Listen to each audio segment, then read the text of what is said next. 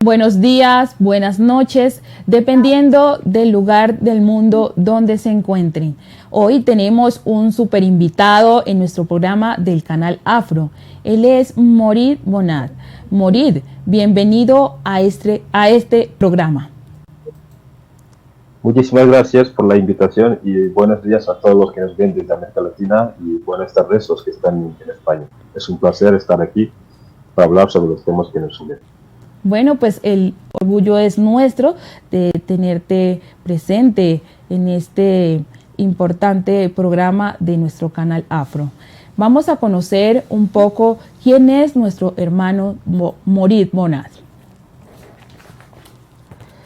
Morid nació en la parte centro-oeste de Senegal en 1985 en una localidad que se llama Fondion. En el año 1993, su familia se trasladó a Gambia, país donde cursó sus estudios preuniversitarios y la vocación sacerdotal en el seminario menor de la diócesis Banjul. Al abandonar la vocación en el 2018, tuvo la oportunidad de viajar a España. Desde entonces reside en ese país. Morid cursó estudios de maestría y se graduó de filosofía en la Universidad de Oviedo y la UNED. Tecnología en Seminario Metropolitano de Oviedo y Diplomacia y Relaciones Internacionales en la Escuela Diplomática de España. Actualmente cursa estudios doctorales en Historia, Cultura y Pensamiento de la Universidad de Alcalá y analiza el problema ambiental en el continente africano desde una perspectiva religiosa, política y antropológica. Morid adelanta otros doctorados en Seguridad Internacional en el Instituto Gutiérrez Mellano. Estudió la naturaleza de los conflictos de la región de Sahel desde una perspectiva filosófico-antropológica. Además, colaboró como investigador en la Cátedra de Ética Ambiental de la Universidad de Alcalá. Tras analizar el panorama en el que se mueven los afrodescendientes en España y la ausencia de centros de estudios sobre África y su diáspora, durante un viaje que realizó en Holanda, tuvo la idea de lanzar un proyecto que buscara a conocer la historia africana desde una perspectiva distinta, es decir, que los afrodescendientes contaran su propia historia. Hermano, bienvenido nuevamente a este programa. Muchísimas gracias por la invitación. Es un placer estar aquí. Hermano, lo que pretendemos con usted hoy es enriquecer la cátedra de estudios afrodescendientes a través de una investigación, a través de su investigación de pensamientos acerca de la filosofía africana. Pero para ello primero queremos que nos hable sobre el debate eurocentrista, si existe o no una filosofía africana, si la filosofía africana es tan antigua o más que la filosofía de Grecia. Muchísimas gracias por la pregunta. Me parece muy interesante la pregunta que has formulado. Incluso yo diría que no se puede entender el debate académico hoy, sobre todo los que nos ponemos en ese ámbito, los que nos llamamos los africanos o los africanistas, que son europeos o personas no africanas, pero que trabajan en el ámbito de lo que tiene que ver con los estudios africanos. Es un debate de ya mucho tiempo, muchos siglos, que se lleva desarrollando, sobre todo en el contexto histórico en Occidente, en el ámbito académico. Pero para analizar si eso existe o no existe la filosofía africana y ese debate que ha durado hasta nuestro día, tenemos que regresar al contexto histórico, que es decir, el contexto colonial. Porque durante la época colonial los países, sobre todo las grandes cátedras de estudio, los antropólogos, los etnólogos y los sociólogos que viajaban a África por primera vez, o los que habían viajado a América Latina, por ejemplo, los españoles, ellos en la tradición occidental tendían a desarrollar una idea de que la filosofía como ya un pensamiento crítico, la filosofía como una especie de análisis que intenta argumentar o dar explicaciones racionales a los fenómenos naturales, solamente se podía hacer partiendo de la cultura griega, partiendo de Grecia, de Platón, de Sócrates, de Aristóteles, etcétera, etcétera. Además, fuera de ese contexto no hay filosofía estrictamente como pensamiento crítico, sino que lo que hay en otras culturas es una especie de pensamiento, es una especie de reflexión, es una especie de etnofilosofía, es una especie de religiosidad.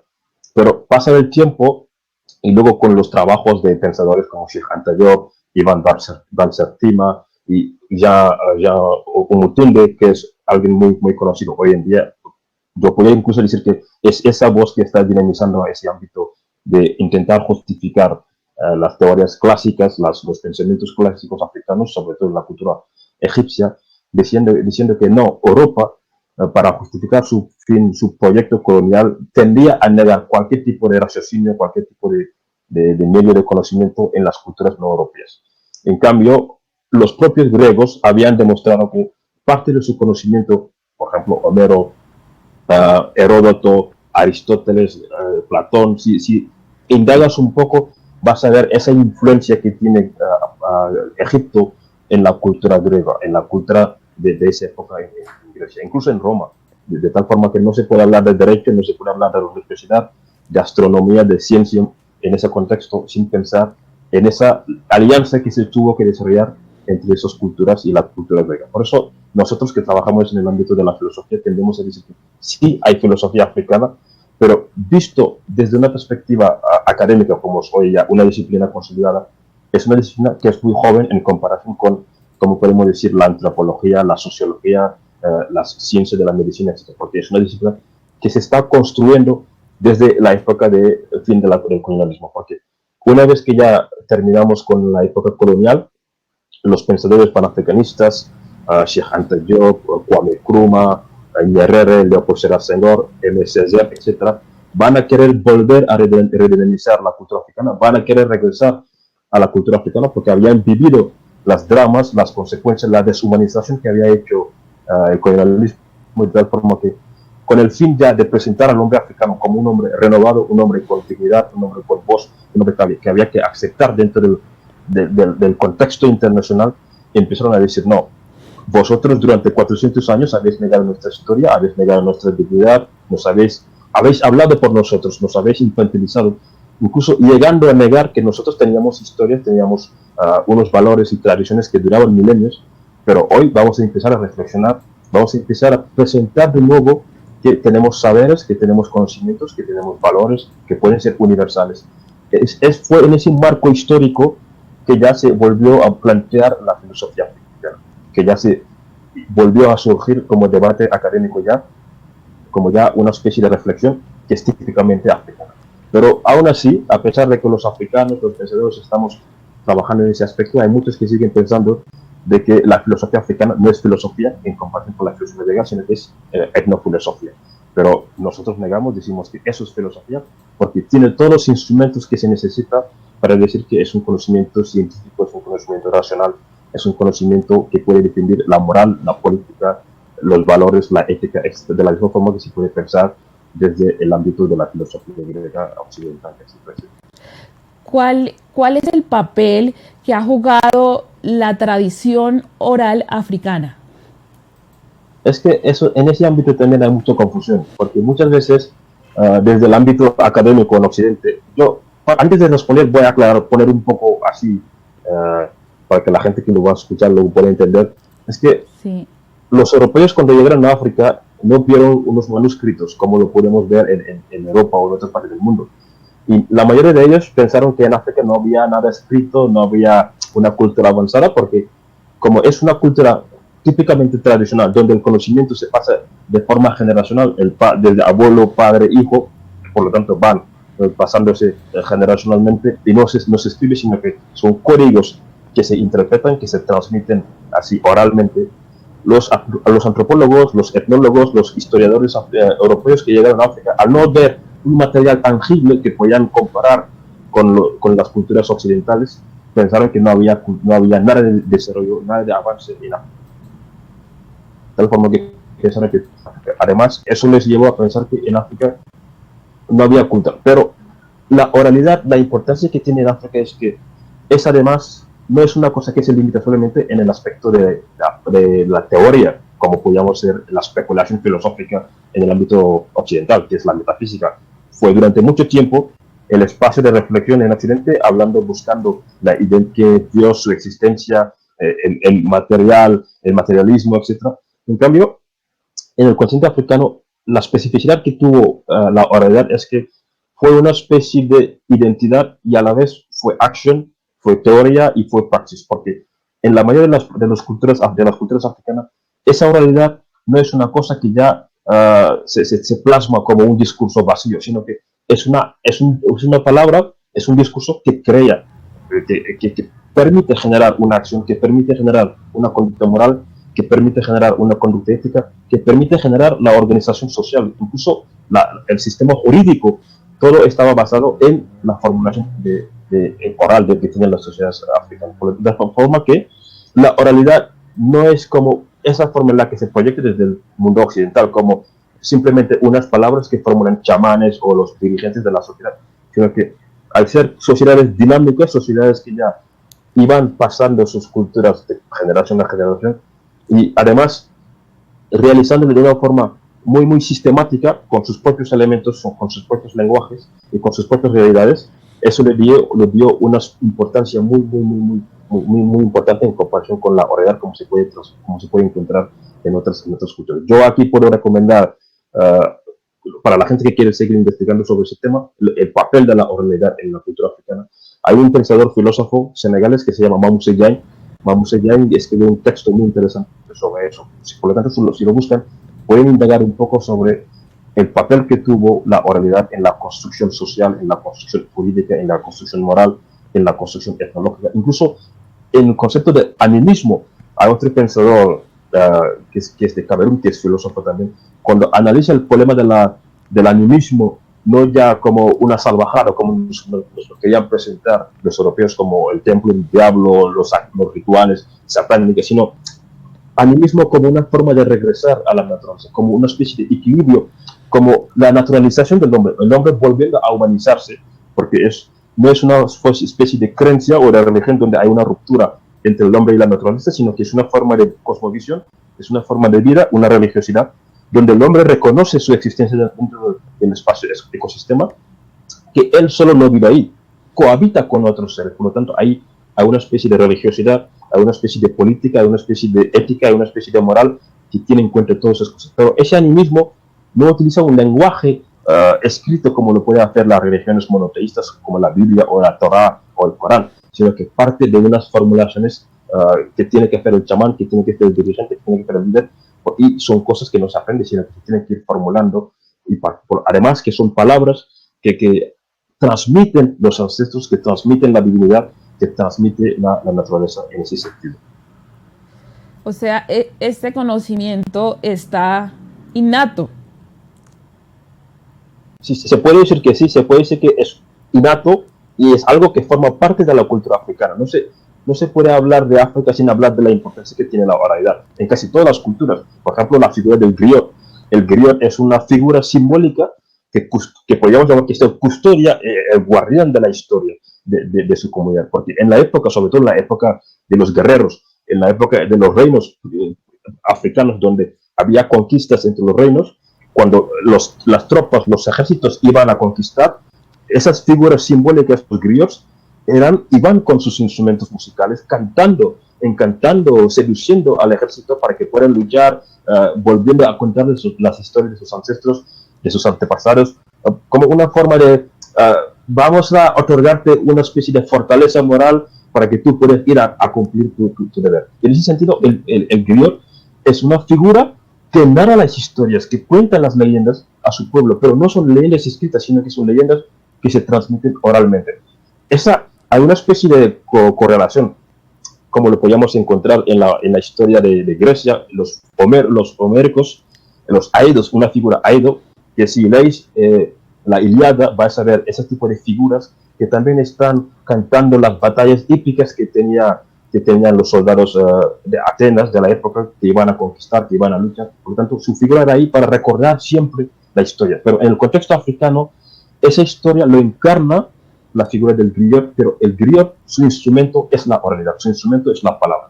La palabra es lo que crea, la palabra es lo que une, la palabra es lo que permite crear la identidad, permite crear ese dinamismo que necesita la sociedad en los momentos más críticos, en los momentos esenciales. De ahí es donde nace la filosofía de la reflexión, ¿verdad? Sí, se puede decir así, la filosofía, no ya hablando de las diferenciaciones, filosofía india, filosofía africana, filosofía occidental, no estamos hablando ya en esa diferenciación, sino hablando de filosofía ya como una especie de conocimiento, como una especie de reflexión.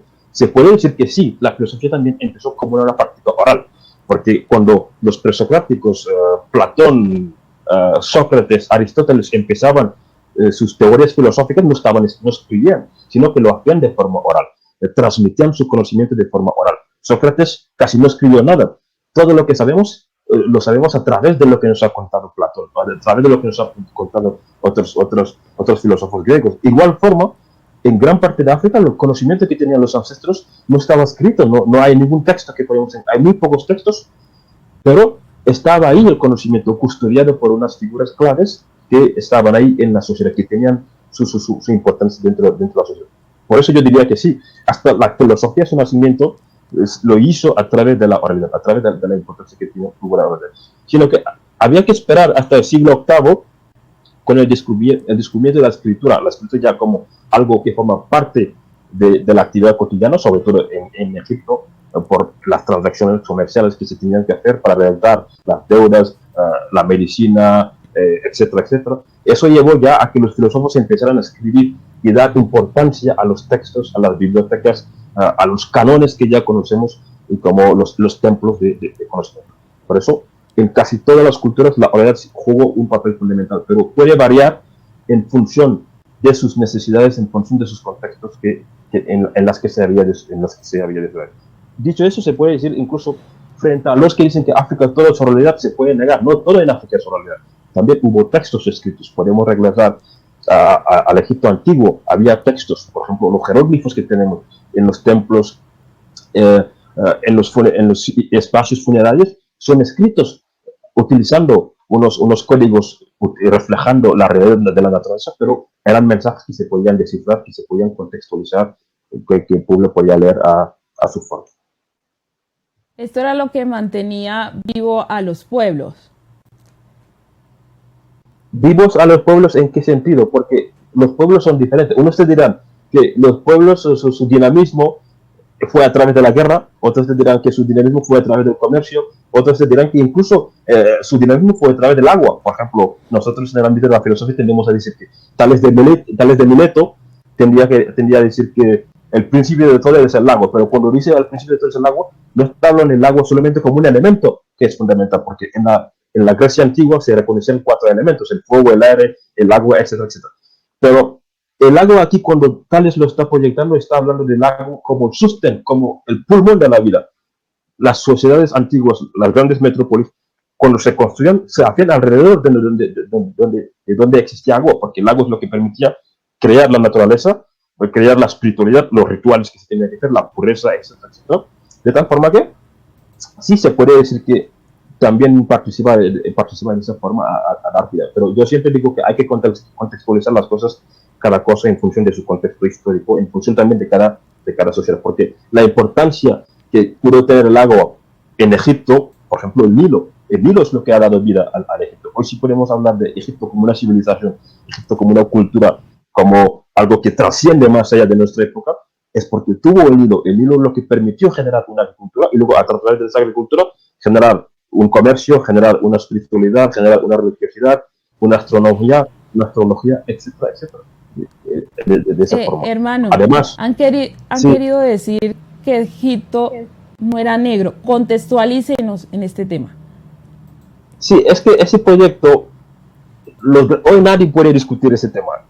Hoy ningún historiador serio puede negar que Egipto no fue una civilización negra. Pero el problema es que muchas veces cuando hablamos de Egipto, las personas piensan solamente en Egipto actual, presente. Pero cuando hablamos del imperio de Egipto, Egipto como civilización, estamos hablando de Sudán, de Kush, todo ese sector bajando, porque ahí es donde encontramos más tumbas, más espacios que identifican con el anterior imperio, sí, perdón, la anterior civilización egipcia. Por lo tanto, todo nació de esa parte subiendo hacia arriba. ¿Qué pasa?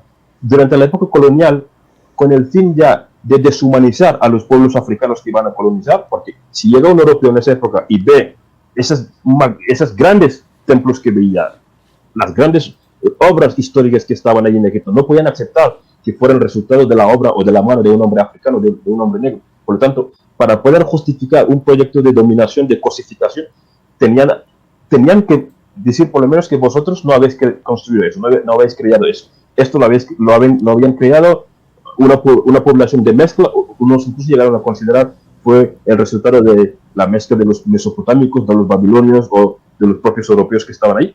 En la época incluso en la que visitó Napoleón, porque Napoleón fue a Egipto, intentaron blanqueizar, si se puede llamar así, transformar a Egipto como una cultura blanca, no podía ser una civilización africana. Pero nosotros sabemos que la cultura egipcia fue fundada por los africanos. Si leéis a Cheikh Anta Diop fue un antropólogo o un científico filósofo de origen senegalés que trabajó su tesis en las épocas de los años 30 en Francia, cuando quiso defender su tesis rupturista, porque en la academia en esa época la tesis principal era que Egipto era una civilización no africana, una civilización no negra, no quemit, de tal forma que Cheikh Anta Diop, realizando trabajos utilizando el carbón 14, el laboratorio que construyó en Dakar, y luego toda una vida de investigación, llegó a la conclusión de que no, Egipto como civilización, la cultura egipcia lo formaron los negros, lo formaron los quemit, lo formaron esas personas que habían nacido en el territorio africano, no una mezcla de civilizaciones como podría ser la egipcia y la babilónica o la judío-cristiana, etcétera, etcétera, no. Sino que hoy todos reconocen que Egipto es una civilización africana. Incluso yendo más radical a ese, yo no voy a llegar a ese más radical, pero pensadores como Jean-Philippe Omotunde, cuando analizan el peso de las humanidades clásicas que tienen la cultura egipcia, llegan a decir incluso que las culturas judío-cristianas, el judaísmo, el cristianismo, Jesús, María, la iglesia cristiana como símbolo, la gran parte de esas simbologías que utilizan fueron copiados del Egipto antiguo. La religiosidad egipcia es lo que ha alimentado la tradición judío-cristiana, es lo que ha alimentado la idea de un Dios que defiende el judío-cristianismo, el Islam. Jesús como hijo de Dios ya estaba ahí presente en Egipto, María como la Virgen estaba ahí presente en Egipto, y todas esas historias estaban ahí presentes en los mitos egipcios, en la religiosidad egipcia. Pero la cultura israelí, para justificar un proyecto religioso, la idea de un Dios, como hoy hacen los nacionalistas cuando quieren justificar un proyecto nacionalista, tienden a regresar al pasado y construir un discurso de superioridad, un discurso de que sus ancestros habían creado una especie de grandeza. Y Jean-Philippe, ¿vale? Israel y luego el cristianismo hicieron lo mismo, copiaron todo lo que había hecho Egipto antiguo para luego construir unas divinidades, una religiosidad, unos mitos y unas simbologías. Por eso yo creo que no se puede hablar de Egipto sin hablar de la cultura africana. No tiene ningún sentido. Así es, hermanos. O sea que este conocimiento fue copiado a su manera, lo modificaron. Yo digo que sí, textualmente, es copiar y pegar, si se puede llamar así. Sí. Pero ¿qué pasa?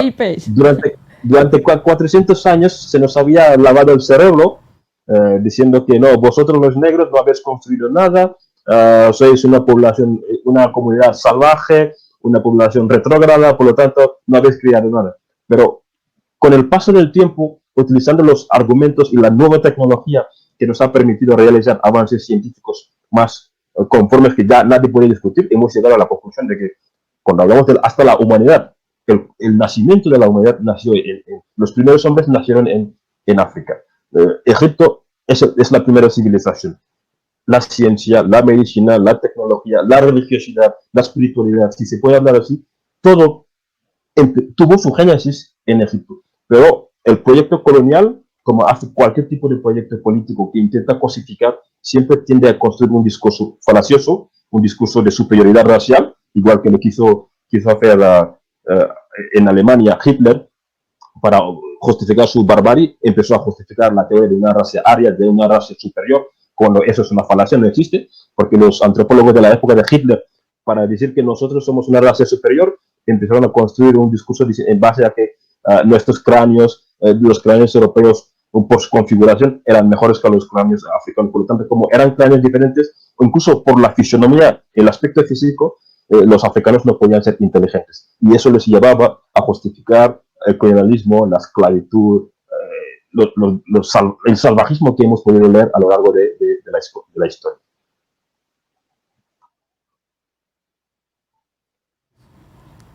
¿Qué es Ubuntu y cómo se puede construir a través de una filosofía africana? Pues Ubuntu viene de la raíz de la palabra Ubuntu, de la cultura Bantú. La cultura Bantú es una comunidad que vive en parte en los grandes lagos de África, República Centroafricana, Ruanda, bajando hasta el Congo que tenemos hoy en esa área, parte de Camerún. Por lo tanto, Ubuntu, lo que viene a decir es ver la humanidad del otro. Ubuntu es una filosofía típicamente africana que pretende decir que nosotros como comunidad, yo como sujeto, mi humanidad lo construyo en relación con el otro. Además, eso tiene una relación, dado que estamos hablando de filosofía, para que lo puedan entender, eso tiene una relación con la formulación del hombre, o incluso cómo tiene que ser una sociedad que ha hecho Aristóteles. Porque Aristóteles, cuando ya quiso hablar de qué es el hombre, porque muchas veces ese debate hasta el día de hoy no se ha cerrado, porque seguimos pensando que si el hombre es imagen de Dios, que si el hombre es biología, que si el hombre es circunstancia, que si el hombre es corporal, etcétera, etcétera. Aristóteles dijo en su época que no, el hombre es una imagen, es un ser social. Solamente uno puede llegar a ser hombre si actúa dentro de una sociedad.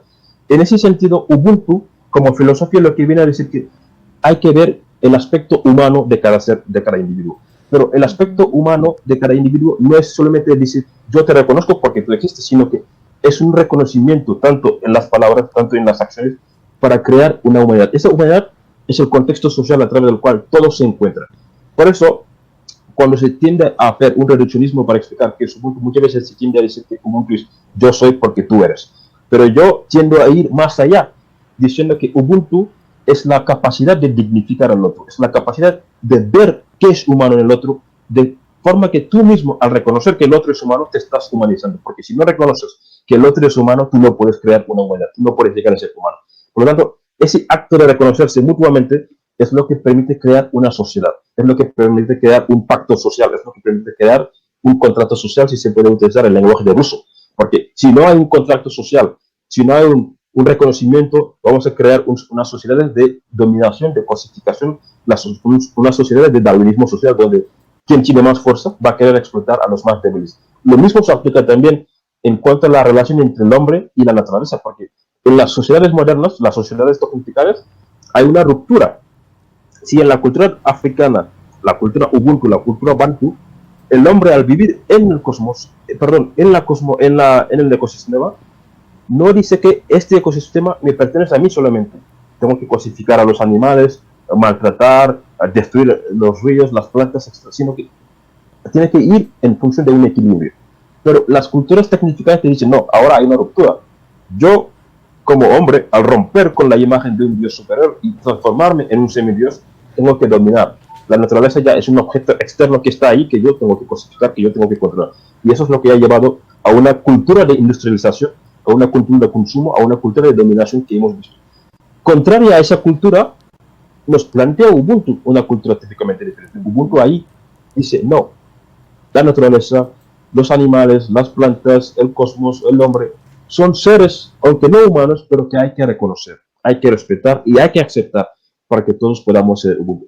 Pero Ubuntu, si hoy lo podemos entender como una filosofía que va más allá, yo también tiendo a decir que no se puede entender Ubuntu sin hablar de Nelson Mandela, porque Mandela como figura es la que ha dado peso a Ubuntu ya, no solamente como como filosofía, como pensamiento, como forma de vivir, sino como algo, un valor universal.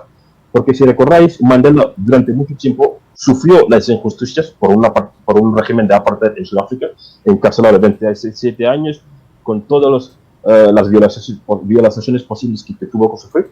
Pero Mandela, al salir de ese contexto, ahora pensando en cómo construir una nación, cómo construir Ubuntu, cómo construir una colectividad, un contrato social, dijo, si tenemos que estar aquí vengándonos, porque en Sudáfrica la mayoría son negros, son pueblos de habla bantú, a pesar de que tenemos los africanos, los boers, los ingleses que habían llegado ahí, y posteriormente los indios que habían llegado ahí, Mandela dijo, vamos a construir una nación un poco conflictiva, por lo tanto tenemos que crear una nación multicultural, una nación donde vamos a reconocernos mutuamente.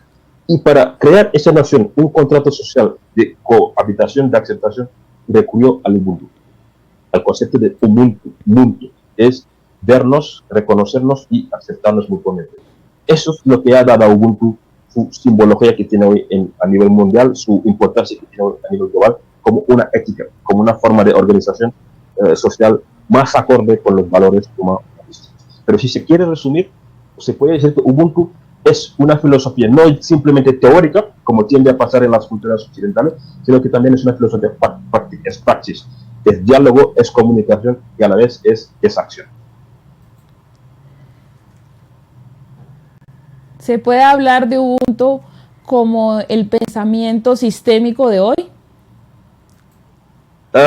Es difícil decirlo así, pero yo, partiendo de una postura de que tenemos que construir un mundo más humano, tenemos que construir una civilización. No me gusta mucho utilizar el concepto universal, pero estamos obligados, de cierta manera, a utilizar universal si queremos convivir, porque vivimos en un contexto ya de globalización, al día global, donde nadie puede arrinconarse, estamos obligados a convivir y aceptarse, y esa forma de convivir ya es universal, aunque no una forma de universalidad que quiere ser una especie de dominio, una cultura que domina sobre el resto de las culturas. Si se plantea de esa forma, yo estoy en contra, pero universal como aceptación, como reconocimiento mutuo.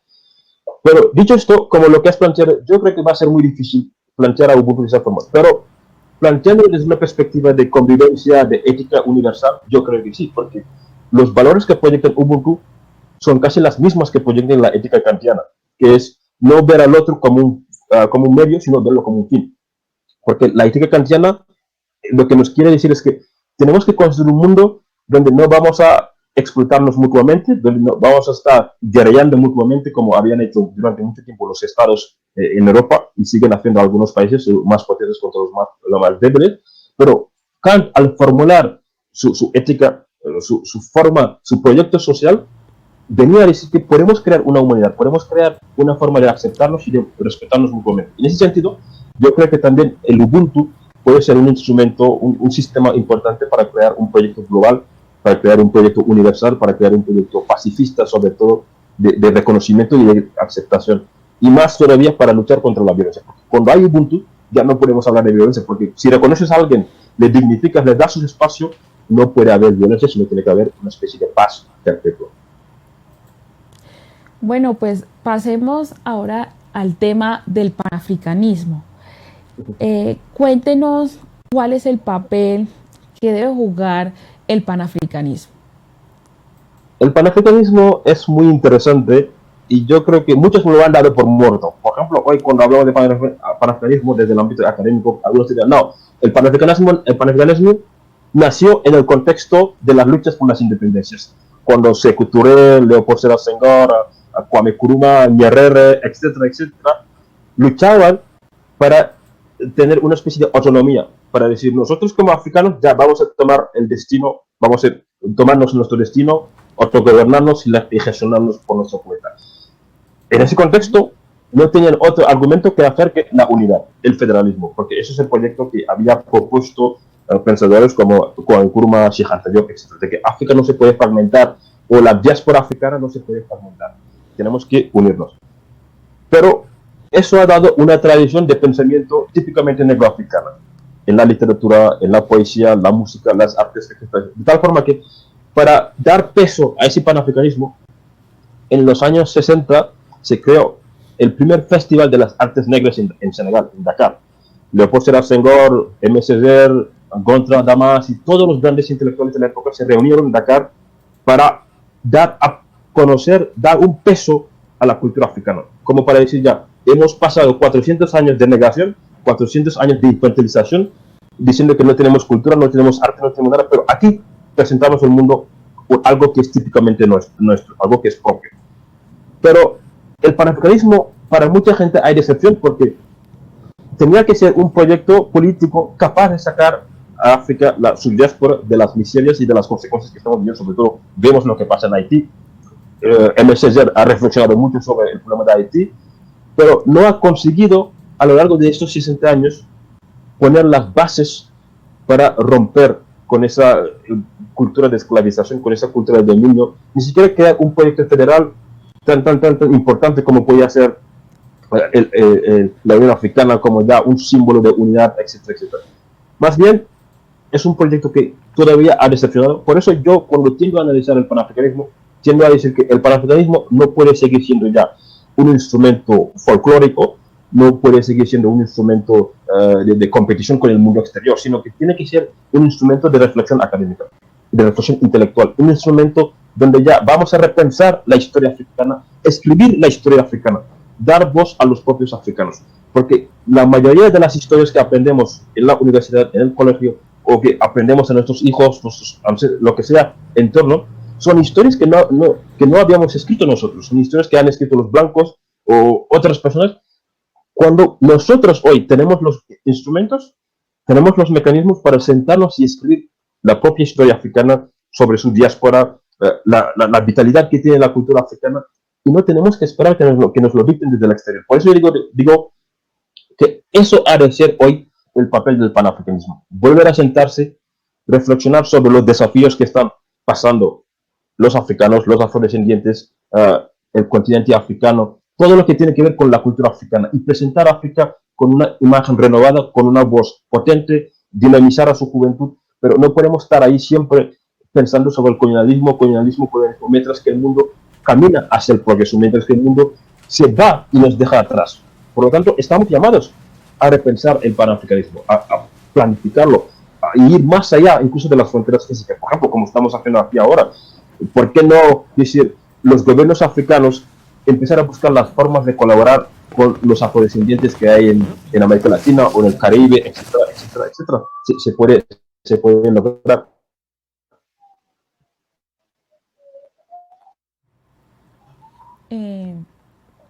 Sí, ahí se nos alcanzó a ir la voz.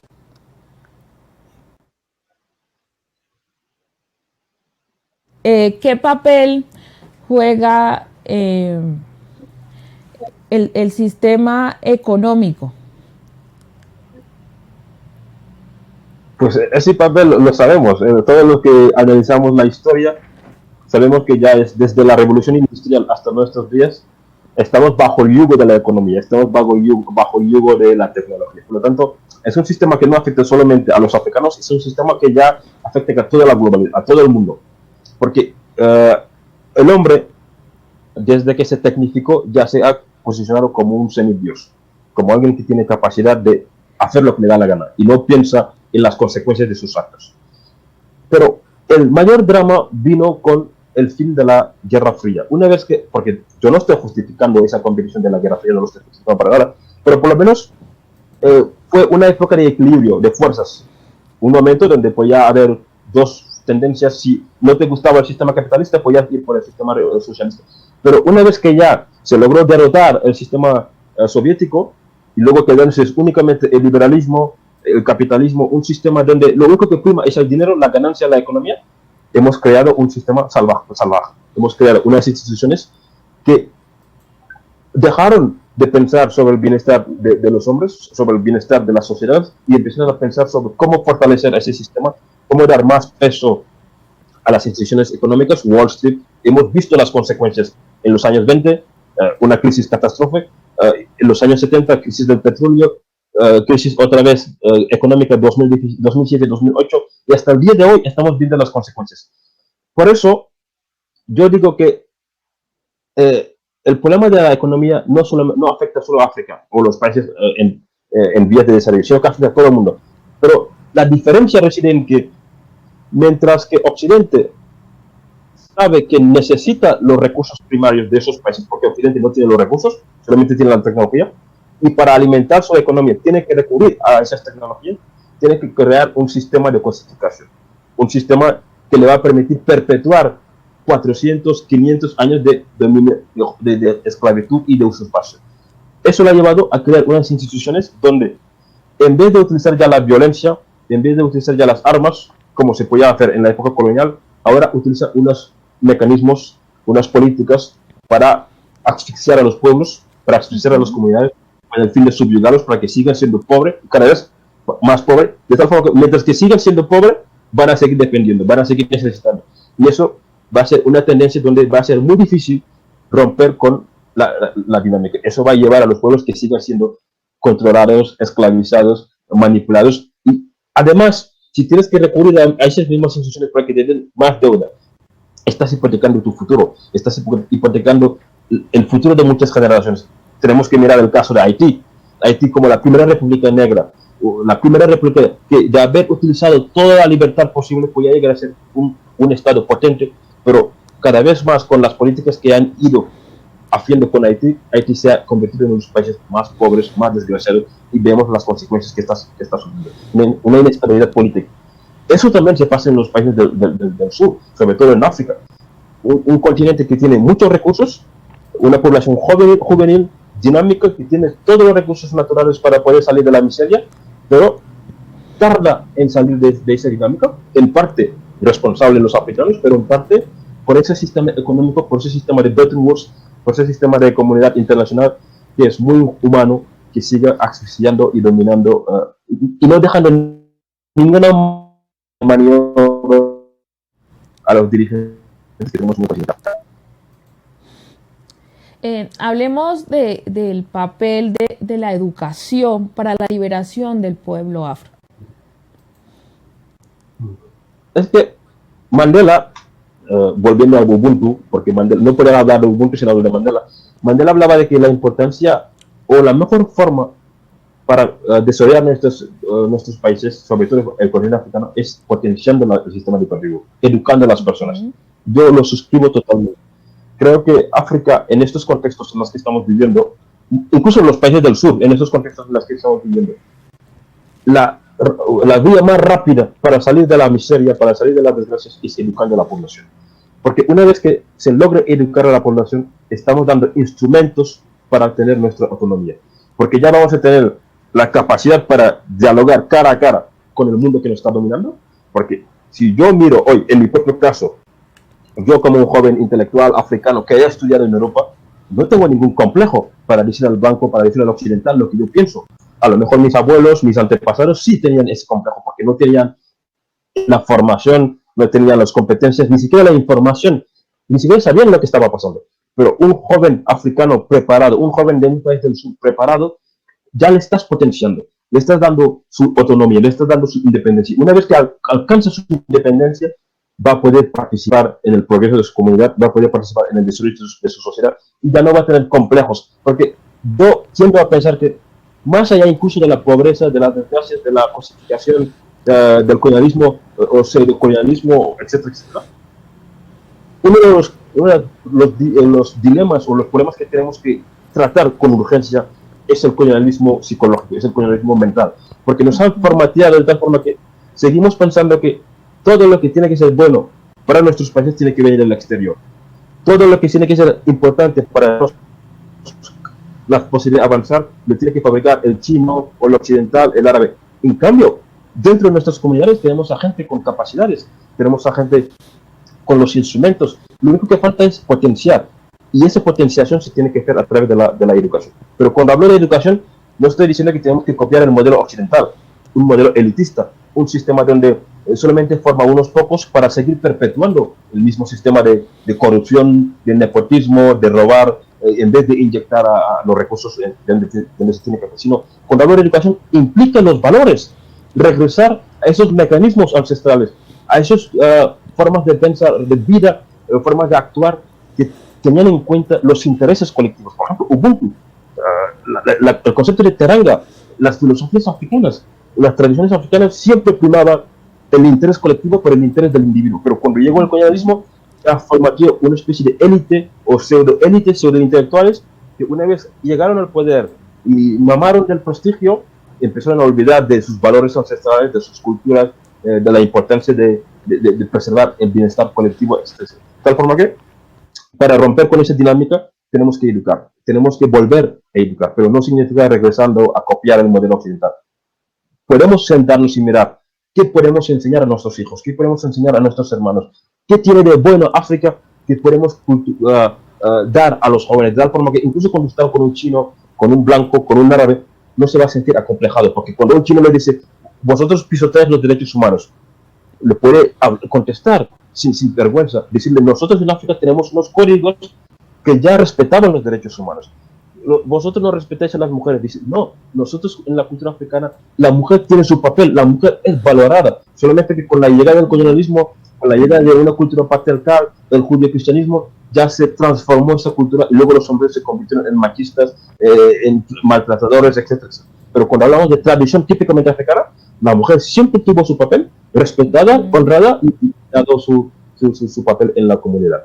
Pero para que los jóvenes puedan tener en cuenta todo eso, tenemos que educar. Nos toca a todos volver a educarnos.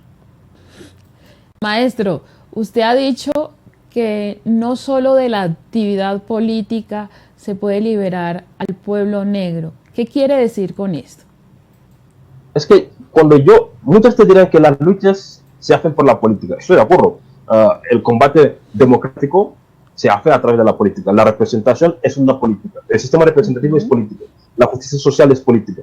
Pero si analizamos todos estos años donde hemos construido un sistema que llamamos democracia, que yo pongo en duda, que cauciono, no es democracia, porque es un sistema que no tiene en cuenta las aspiraciones ni las voces de la minoría, sino que sigue ahí perpetuando, como sabemos. Yo puedo entender que la política es fundamental. La política, si se regresa a sus inicios, como la acción o una especie de tarea de vocación que intenta progresar, mejorar las condiciones de la sociedad, ahí puedo aceptar la política como un instrumento eficaz. Pero si analizamos la historia, cómo se está configurando la política, como un sistema que está ahí solamente para enriquecer a unos pocos, no creo que ese mismo sistema puede sacarnos de la miseria. Por eso yo digo que para salir de la miseria, primero tenemos que volver a educarnos. Eso es fundamental. Para mí, la primera solución es educarnos. La segunda solución es reapropiando nuestras culturas, reapropiando nuestras tradiciones. Una vez que ya logramos hacer eso, pues no vamos a necesitar hablar de corrupción, no vamos a necesitar hablar de luchas entre comunidades, porque en todas esas tradiciones africanas ya existen cómo tiene que organizarse la sociedad, ya existen cómo se tienen que repartir los recursos humanos, ya existen cómo se tienen que gestionar los mecanismos sociales. Están ahí las cosas, pero nos hemos dejado llevar por un Estado, un Estado leviatán, un Estado occidental que está ahí, que no es capaz de resolver los problemas, que incluso crea los problemas, que fomenta los problemas, de tal forma que yo me digo, no, este sistema no nos vale, esa forma de hacer política no nos vale. Tenemos que volver a pensar cómo lo hacían nuestros ancestros en África. Unos lo pueden considerar una utopía, unos lo pueden pensar idealista, quizás sí, pero considerando las necesidades y las urgencias, creo que la forma de hacer política que tenemos no nos resuelve los problemas que tenemos. Por eso no quiero decir que hay que alejarse de la política del todo, sino que tenemos que cuestionar la política, tenemos que buscar cómo transformar ese sistema. Pero para nosotros los afrodescendientes, nosotros los africanos, vamos ahí a nuestras tradiciones. Tenían formas de regulación más democráticas, más inclusivas, incluso mejores, porque cada cual sabía cuál era su rol. El rey era rey, cierto, respetado y aceptado por la comunidad. Pero eso no quita que cuando el rey fallaba su misión, los ancianos, el comité de ancianos podía llegar y decirle, ya te quitamos de este sitio, ya no te ocupas de estas funciones. Y cada individuo sabía cuál era su función. Y lo hacía pensando en el bien del colectivo. Pero hoy, los gobiernos, los ministros, las instituciones que tenemos, intentan copiar el modelo occidental, olvidando el sistema africano, pero ni siquiera han logrado cumplir con los dos objetivos. De tal forma que lo que vemos, muchos están cuestionando el Estado, el Estado no tiene legitimidad, pierde su credibilidad ante la población, de tal forma que estamos en unos estados débiles, en estados híbridos, en estados frágiles, que en cualquier momento hay conflictos, hay guerra, hay dictadura, hay golpe de Estado, porque no es un Estado a través del cual se reconoce la población, sobre todo esas poblaciones más oprimidas y más deshumanizadas. ¿Cómo a través de la filosofía africana podemos resolver los problemas cotidianos de África y su diáspora?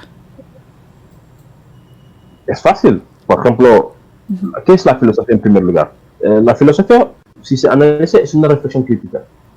Los gobiernos saben que si dejan a la población educarse, que sean sujetos críticos, capaces de analizar, no se van a dejar engañar, no se van a dejar mentir, no se van a dejar manipular. Por lo tanto, la primera cosa que hacen cada vez que llegan es matar a la filosofía. Hoy, ¿cuántos jóvenes estudian filosofía? Muy pocos. Después de estudiar filosofía te dicen que no te podemos dar trabajo porque es una rama que ya no sirve.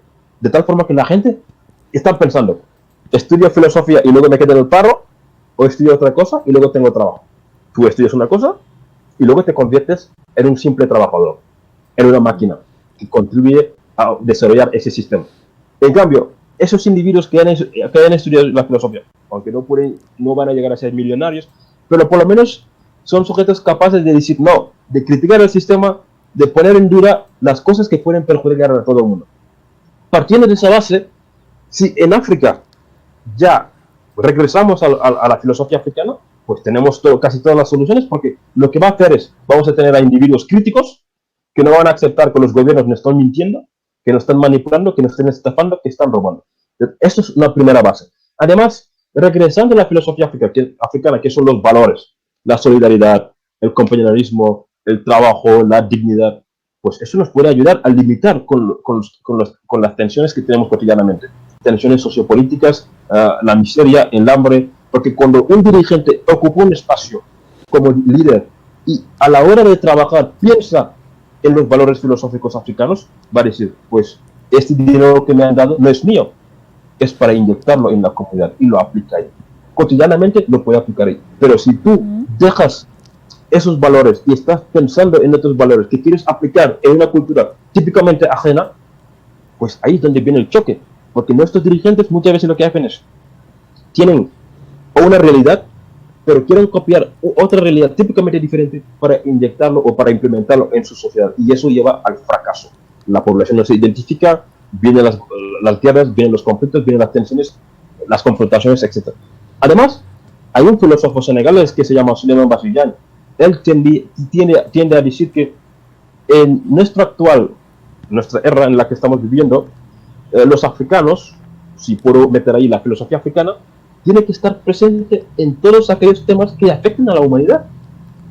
Cambio climático, pobreza, miseria, maltrato contra las mujeres, la corrupción.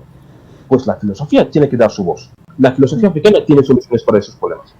Volviendo desde Egipto antiguo, volviendo a las culturas milenarias que tenemos en África, cómo se organizaban los reinos africanos, la constitución del Mandén, regular cómo tienen que ejercerse las funciones cotidianamente.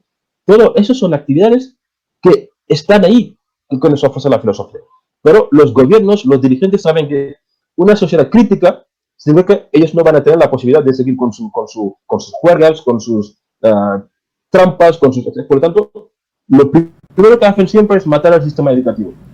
Hay que mirar a los países del sur cómo es el sistema educativo. Ya lo han privatizado. Muy pocos pueden ir. O cuando los niños van, hay huelgas. Los maestros no están bien preparados. Hay decepción. No les pagan los salarios que les tienen que pagar. De tal forma que ya nadie quiere pensar en utilizar esos mecanismos como vocación. Si lo dices, va, ¿por qué voy a ser un maestro? Porque si luego me voy a pasar años formándome y luego en 2 días me voy a ser el más pobre de los más pobres, no tiene sentido. Por lo tanto, yo creo que tenemos que volver a formarnos de nuevo, regresando a los valores africanos, como siempre digo. Así es, hermano. Pues, bueno, cuéntenos con qué finalidad usted creó a Ubuntu Pachamama. Pues muchas gracias por la pregunta, me parece muy interesante esa pregunta. Yo llevo en España casi ya 13 años, hice toda mi formación aquí. a lo largo de mi formación académica en España sentí un vacío, porque muchas veces, sobre todo lo que yo quiero estudiar en filosofía y otros ámbitos, los profesores tendían a tener una postura muy etnocéntrica, muy europeísta. Y cuando hablaban de África, lo hablaban de una manera muy despectiva, incluso a veces podías notar una especie de ignorancia. Estaban hablando partiendo de su propia ignorancia, porque no saben. Hablan de África partiendo de sus propios prejuicios. Después de formarme aquí, tuve una especie de satisfacción, empecé a investigar por mi cuenta sobre África. Dije, vale, yo soy filósofo, esta es la formación, pero me voy a abrir mi propia cuenta para regresar a África e investigar sobre África. Eso fue el primer paso que empecé a hacer. Durante muchos años empecé a trabajar sobre ese área por mi cuenta, investigando por mi cuenta. Además, después de analizar que en España no hay suficientes estudios, espacios de estudio sobre África, hay muy pocos, y los que hay no dejan espacio a los africanos, no dejan espacio a los que venimos de África, conocemos el mundo africano, sino que nos quieren seguir inculcando nuestra propia cultura, nuestra propia historia. Yo me niego, digo, yo soy africano, conozco mi historia, tú no me puedes enseñar mi propia historia, déjame ya hablar mi historia, dar mi propia historia. Pero al no existir todo eso, y luego cuando viajé a Holanda, comparando la sociedad holandesa con la sociedad española, donde hay más multiculturalismo, los negros, los de origen africana, en Holanda son más aceptados dentro de la comunidad, dije, hace falta crear algo así en España. De tal forma que cuando regresé a España, lo primero que hice fue, voy a montar un proyecto ya apolítico, un proyecto inclusivo, donde el fin único va a ser hablar sobre África, difundir los estudios africanos, dar a conocer África desde una imagen, desde una voz renovada, no ya África es pobreza, es hambre, es miseria, o los afrodescendientes somos esclavos, somos criminales, no, decir que no, tenemos competencias, podemos hablar, podemos negociar, podemos hablar de la misma forma que lo estáis haciendo vosotros. Por lo tanto, dije, eso es lo que quería hacer, y me lancé a crear el proyecto Ubuntu. Cuando ya estaba pensando en qué palabras dar al proyecto, pensando que en África y América Latina tienen similitudes, sobre todo en España hay una gran parte de población afrodescendiente que viene de América Latina, dije, voy a utilizar estos dos términos, Ubuntu, Pachamama, como para decir, vamos a crear una humanidad juntos y salvando al tierra, porque vivimos en un contexto de crisis ecológico, vivimos en un contexto de cambio climático, y si no actuamos, no hacemos nada, nos vamos a cargar nuestra civilización dentro de poco. Por eso, combinando esas dos culturas, esas dos filosofías, dije, esto va a ser nuestra línea de trabajo, reflexionar sobre África y cómo podemos pensar sobre el hombre, dignificar al hombre en ese sentido. Sin imaginación no puede haber libertad. Cuéntenos cómo se imagina usted a África libre y su diáspora. Es lo mismo como siempre. África y su diáspora no puede ser libre mientras no hay educación. Podemos hablar de economía, sí, es verdad, es fundamental. La economía es fundamental, el desarrollo industrial de nuestros países es fundamental para transformar los productos que tenemos y darle trabajo a nuestros jóvenes, a nuestros parientes, etc. Pero eso solo no basta. Vuelvo a recalcar la educación. Para mí, la base fundamental para sacarnos de la miseria, de la pobreza, del desencanto, de la diabolización, etc., es volver a educarnos. Porque si nos educamos bien, nos formamos bien, pues ¿quién mejor que nosotros va a contar nuestras dificultades? ¿Quién mejor que nosotros va a dar la cara cuando tenemos que dar la cara? En ese sentido, Sheikh Anta Diop decía a los jóvenes en su día, armaros con el conocimiento hasta los dientes. Eso fue el reconocimiento, la recomendación que dio Sheikh Anta Diop a los jóvenes, a los afrodescendientes. Porque se dio cuenta de que no podemos luchar con ellos utilizando sus propios argumentos, utilizando sus propios instrumentos. Tenemos que romper. Y esa forma de romper y ya posicionarnos es educándonos, volviendo a posicionar nuestra historia, nuestra cultura, los valores que tenemos. Y eso únicamente lo podemos hacer inculcando el conocimiento a nuestras poblaciones. Tenemos que invitar a los jóvenes a leer sobre África, a leer sobre nuestros héroes, sobre nuestros antepasados, y decirles que África no es guerra, no es miseria, sino que tenemos héroes, tenemos reyes, tenemos ancestros que habían formado imperios, etcétera, etcétera. Y no seguir ese discurso que nos han vendido el colonialismo de que no, todo es miseria, todo es sida, todo es hambre. Es una falacia. No quiero negar que hay parte de verdad en eso, porque son cosas que vivimos, pero nos toca romper con ese dinámico. Por eso yo creo que como solución, más allá de la industrialización, de la economía, de la moralización de la política, hace falta enfatizar más todavía en la educación. Por eso nosotros desde Ubuntu nos limitamos más en escribir textos, concienciar, crear eventos de vez en cuando para que la gente se pueda juntar, reflexionar, debatir, comparar ideas para ver cómo lo podemos hacer. Creo que eso es lo que hace falta. Tenemos que sentarnos y empezar a reflexionar, empezar a debatir, empezar a pensar qué queremos, hacia dónde queremos llegar y empezar a ponerlo a marcha sin tener miedo. Porque si pensamos que vamos a sentarnos a esperar que nos lo solucione, no nos lo van a solucionar. Tenemos que dar la cara y empezar a hacerlo por nosotros mismos. Finalmente, envíe un mensaje a todos nuestros hermanos que nos ven de diferentes lugares del mundo por este canal.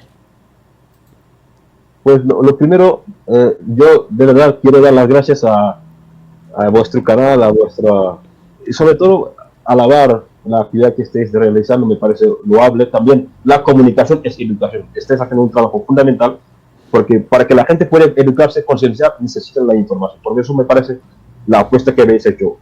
Es muy importante utilizar los nuevos medios de comunicación que tenemos para ir más allá, para ir hasta las casas, transformar las cabezas y las mentes. En ese sentido, casi vuestro trabajo, Canal Afro y Ubuntu, estamos casi en la misma línea, solamente que utilizamos instrumentos diferentes. Pero yo el mensaje que quiero lanzar va a los jóvenes, a jóvenes como yo. Es decir, tú, joven africano, no tienes que tener miedo, no tienes que tener complejos, no te tienes que estar ahí lamentándose por los 400 años de esclavitud. Es verdad, es parte de la historia, no tienes que tener miedo. Tenemos que juzgar a la historia, pero de ahí ya a quedarnos ahí como stagnant water, como se dice en inglés, aguas de lluvia que se queda ahí para siempre, no. Los tiempos, los contextos históricos, geopolíticos, económicos, nos llaman a actuar. Y tú como joven, para tener tu papel, para tener tu importancia dentro de la sociedad, tienes que volver a actuar, pero como arma esencial tienes que conocer tu historia. Si no conoces tu historia, vas a ser una marioneta, te van a utilizar y tirar. Por lo tanto, para que tú puedas tener más credibilidad, para que tú puedas tener más peso y más voz, primero ármate de conocimiento, regresa a los conocimientos africanos, a las tradiciones africanas y luego vete al mundo. Si haces eso, creo que vas a conquistar y vas a dar a conocer tu historia y tu cultura. Eso es el primer mensaje que quería dar y además llamar a la solidaridad entre nosotros los afrodescendientes, empezar a pensar formas de colaborar entre nosotros, de trabajar entre nosotros, no ya de competición ni barreras, sino que el proyecto es común. El proyecto que estamos buscando todos es presentar a África, a nuestra historia, a nuestra cultura, como algo potente que se puede utilizar como un reflejo. En vez de ya copiar a los europeos, hagamos algo de tal forma que van a ser ellos los que van a venir copiando nuestros modelos y nuestros sistemas. Eso es lo que quería decir y gracias de nuevo por darme la oportunidad de hablar hoy. Bueno, pues hermano, con esta lucha iremos más allá del infinito con la ayuda de nuestros ancestros que nos iluminen el camino. Muchísimas gracias por atender esta entrevista y este es apenas el comienzo. Muchísimas gracias. Ya seguimos y vamos a seguir trabajando. Bueno, pues y a ustedes por estar pendiente de esta programación. Nos vemos en otra emisión de Canal Afro.